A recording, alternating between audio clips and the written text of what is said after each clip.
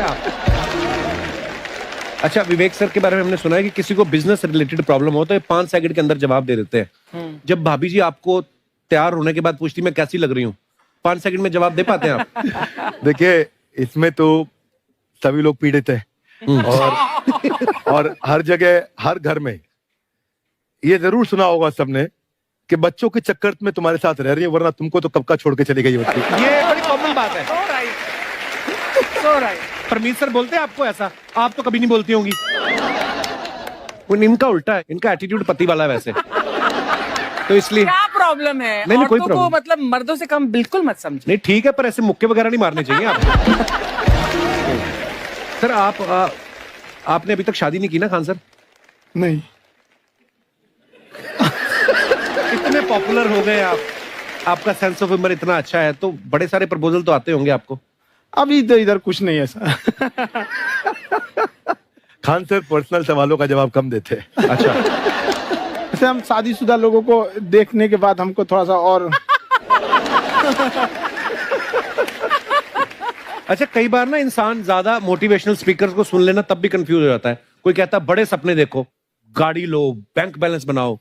कोई कहता है कि इच्छाएं नहीं रखनी चाहिए, ये दुखों का कारण है। हम किसकी सुने गुरुजी? सुने सबकी, करे खुद की।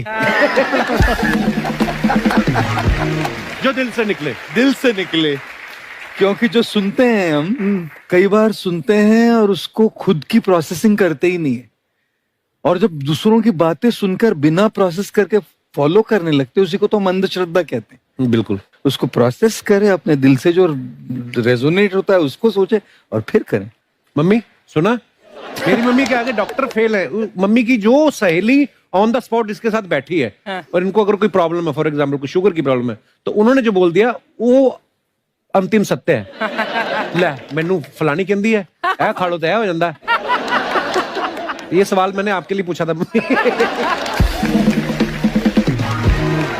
आई wanted to ask Khan sir कि आपका एक एपिसोड था ट्रेन के बारे में, कि ट्रेन में ऐसा क्यों होता है, शुरुआत में ऐसा हुआ था, ये यहाँ पर बोगी के लिए ये कनेक्शन, तो ये सोर्स क्या होते हैं आपके, कहाँ से आपसे सुन लेंगी, उसके बाद खुद का चैनल शुरू करेंगी।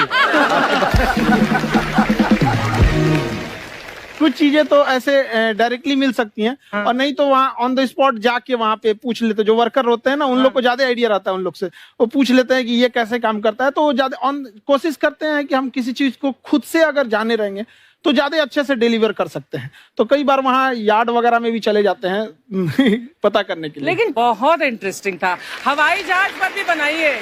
आप कहती हैं तो एक उस पर भी बना ही देंगे। बहुत शुक्रिया जी। अच्छा सर, कई बार ना माँ बाप भी, जो मैं ये कहूंगा कि उनकी गलती होती है कि अगर बच्चा आपका 4-5 साल का है, आप शुरू से उसके मन में डालना शुरू कर देते हो कि ये तो इंजीनियर बनेगा। हो सकता है बाप इंजीनियर हो, वो चाहता है कि जरूरी तो नहीं है। अब मेरे पिताजी पुलिस में थे जी, मेरे मामा सब आर्मी में थे, मैं अकेला इस फील्ड में निकला है, मुझे ये चीज अट्रैक्ट करती थी। ये कहाँ तक सही है सर?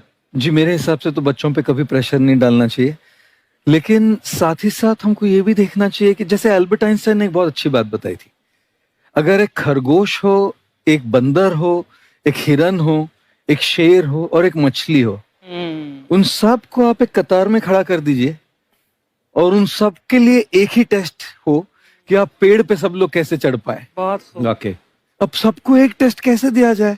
मछली तो आत्महत्या कर लेगी सोच के कि मैं तो कोई पास ही नहीं होंगी, ये मछली कैसे पेड़ पे चढ़ेगी? राइट। लेकिन कई बार ऐसे हो गया ना कि एजुकेशन सिस्टम ऐसी बन गई कि बस ग्रेड्स हो गए, सब्जेक्ट्स पढ़ने हैं, Right. जो भी किया है, और वो भी जरूरी है, लेकिन वो करते करते बच्चों की जो इंटरेस्ट है, बच्चों की जो पैशन है, उसमें उनको एंकरेज करना बहुत ज्यादा जरूरी है। एक पिताजी एक बार अपने बेटे को ऐसा चाटा मारे जोर से, तो पड़ोसी ने पूछा क्यों मार रहे जी? बोला कल रिजल्ट है इसका। कल रिजल्ट? तो बोले रिजल्ट कल है ना साहब, तो आज क्यों मारने? कल बाहर गाँव जा रहा हूँ, कल का काम आज निपट के करता। कहने का मतलब ये है कि आप देखिएगा कि अगर आप बच्चों को अपने कॉम्पिटेंस के हिसाब से नहीं देंगे तो ये चाटे खाते रहने पर फेल ही होते रहेंगे। बहुत खूब। ओके, अच्छा, विवेक सर का एक कहना है कि बच्चों का अगर 95% से ज्यादा मार्क्स आते हैं वो भी खतरनाक होते हैं। 75 से 85% वाले जो बच्चे होते हैं लाइफ में बड़ा अच्छा करते हैं। अच्छा। कभी किसी पेरेंट्स ने आगे कहा है कि आपकी वजह से मेरा 95% वाला बच्चा 75 पे आ गया?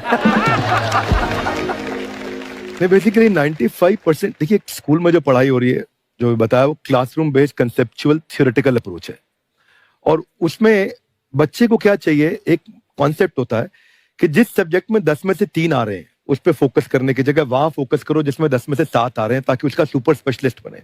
पर वहां सब कुछ पोर किया जा रहा है। तो 95% के चक्कर में, 98% के चक्कर में अपनी ओवरऑल डेवलपमेंट कर नहीं पाता है। और ये पुराने पैटर्न्स के कारण हमारे यहाँ बच्चे डेवलप नहीं हो रहे हैं। और पैटर्न्स इतने मजबूत हैं, तो मैं ये लोगों को बोलता हूं कि बच्चे को जो उसको आता है, जो उसको भाता है, जो बाजार चाहता है, जब इनका कॉम्बिनेशन बन जाता है तो बच्चा इतना सफल हो जाता है कि उसके मुकाबले कोई और खड़ा नहीं हो पाता। क्या बात है, बहुत अच्छी बात।